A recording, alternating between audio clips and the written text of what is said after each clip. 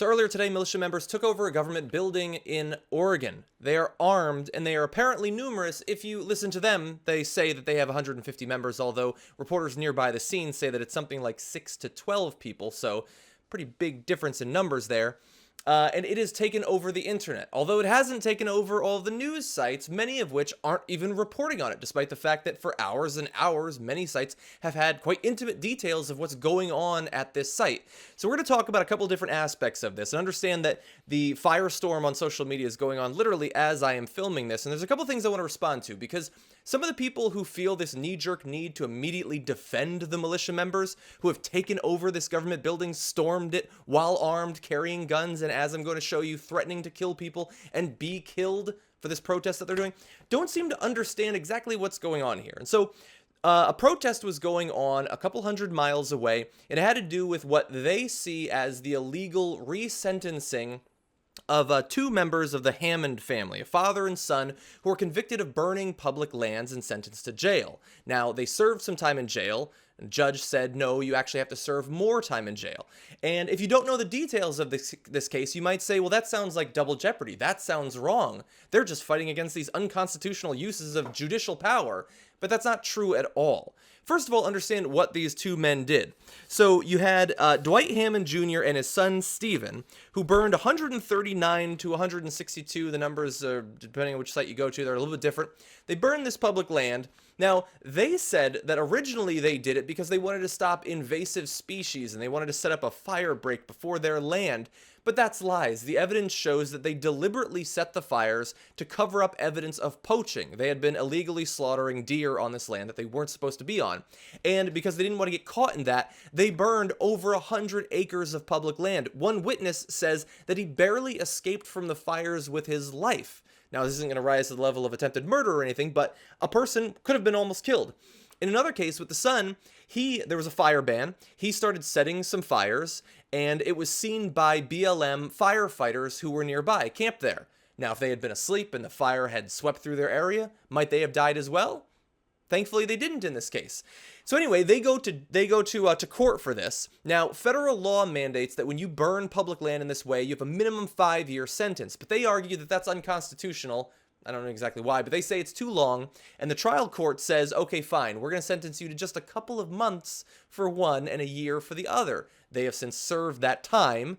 And now an appeals court, the Ninth Circuit Court of Appeals, says, no, the federal law still stands. You have to serve the minimum 5 years. So there's no double jeopardy. There's no unconstitutional use of executive or judicial or legislative or any other kind of power. They're simply serving the time that they're supposed to serve for burning 139 plus acres of public land to hide other crimes that they had already committed. And that is a constant in all these cases of militia organization and protest lately. They break the law, and then when they are called to task for breaking the law, they get out their guns and they threaten to start killing government officials, and that's what we're seeing here. And so whether it's 6 to 12 people or 150 people in this offshoot of that otherwise peaceful protest nearby in Oregon, they are now threatening to kill people. And so the Oregonian newspaper has been in contact with Ryan Bundy, one of the two sons of Cliven Bundy who are on the site. One is Ammon. That's a foreboding name there. And the other is Ryan. Ryan Bundy told Ian Colgren, I talked to Ryan Bundy on the phone. Again, he said they're willing to kill and be killed if necessary. Now, there are multiple videos going around on both Cliven Bundy's Facebook site and a number of other patriot and militia Facebook and otherwise websites about what exactly is going on, what the point of this occupation of this federal building is. Now, understand that the federal building wasn't being occupied over the course of the holiday weekend. It's no wonder that that's when they went in. Thankfully, they didn't go in while there were actual government officials there, because then we would have either had dead government officials or hostages. So we've avoided that. But they are occupying it, and this is apparently a plan that they've been working on for some time. In the video that one of the sons posted on Facebook, he says that he plans to turn the Malheur National Wildlife Refuge, the building that they're currently occupying, into a base place for patriots from all over the country to come and to be housed here and live here, and we're going to be staying here for several years. Now, when you tie that in with what I already showed you, that they've threatened to either be killed, to be slaughtered by the government, as if the government is threatening to slaughter them. Nothing like that has happened. They're the ones with the guns. They're the ones who've broken into this building and then saying, if you try to take us out, we're going to kill you. And we're willing to be killed because of the iron boot of the government. It's so oppressive as we invade their buildings all armed, threatening to murder people.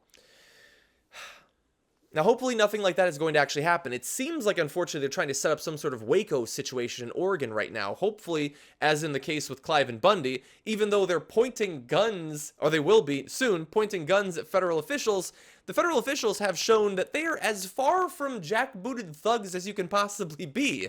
They apparently aren't even willing to take back their buildings. We'll see what happens tomorrow and the next day, but currently that's the situation. Now, the next thing I want to talk about is the way that this is being reported on, or the fact that it's not being reported on at all, because you have some sites, ABC said, peaceful protest goes on, and oh yeah, this other thing over there, it was occupied by a militia. No big deal, we don't even need to talk about it. Many sites, large sites, at the time that I checked on MSNBC.com, they didn't have anything. No reporting whatsoever. The fact that a militia has taken over, an armed militia has taken over a federal building. They're not interested. And many of the sites that are actually reporting about it refuse to call it what it is. They're saying, oh, it's part of a protest. It's a splinter. It's no big deal. It's just a militia doing what militias do. Yeah, they take over, they break the law, and then when they get called on breaking the law, they invade government property, and then they threaten to kill people. That's just what they do. Why are you being surprised about that? I don't know why I'm not used to it at this point. And I've tried to think in all this time, what other group could do what this militia is doing and have it be reported on or not reported on in the way that it is? If it was, let's not even get into the if it was Muslims thing, that it would already have been firebombed. If it was environmentalists, would they be all casual and blasé about the situation? I don't think so. If it was pro-abortion or anti-abortion activists occupying any federal building, would they be okay with that? Is it the fact that it's Oregon and people generally don't pay too much attention to it? Is the fact that that it's on the weekend, it's a holiday weekend, people still hung over? I honestly don't understand at this point why people aren't calling it for what it is. This is militias doing what militias do, going batshit crazy and trying to start either a limited or a full all-out war with the federal government. And that's what you're seeing here. They are trying to turn this into what they wanted the Cliven Bundy ranch situation to be. In the same way that that group that was busted, and I believe it was either Illinois or Indiana by the FBI, that wanted to blow up black churches to start a race war, they're trying to create a situation here. Now, they are saying that the situation already exists, that the government is oppressive, that the government is stomping down on their constitutional rights. No, all the government did was say, you have to serve the 5-year minimum sentence for burning public lands. Now, we can debate what that sentence should be in the future, but if it is minimum 5 years, then that's what you have to serve. And they're trying to set up something that can just be, I guess, the tinder in a larger fire. We know that the militias have been growing in numbers ever since Barack Obama became president. You have a bunch of people living in the woods whose only passion in life is hating the government on the one hand and guns on the other hand, who now suddenly have to take their country back now that the black man's in control of it. And they are looking for something to set off a war. Now, do these men actually want to die in that government building in Oregon? No, I don't think so. But are they willing to? That's a different question altogether. And through their rhetoric on the Facebook and on the YouTube and all the videos that they're posting and their press releases, they seem to want some violence here. Now, it might be that by tomorrow, by the time some of you watch this video, they will have already surrendered because as we've already had revealed by reporters nearby, they don't have 150 people. They're trying to scare the government off by saying that they have something like 6 to 12 or maybe 15 individuals. A significant portion of the entire occupying force are the extended family of Cliven Bundy. Odd that they have to get involved with all these situations all over the country when supposedly they were just trying to protect their father's right to illegally use public lands.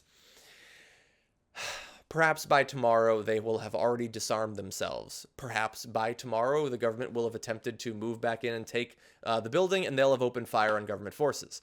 And if they do that, it will be extremely interesting to see how that's reported on, because we have seen a lack of willingness on the part of the mainstream media to correctly identify what is going on when the party looks like a regular white conservative person.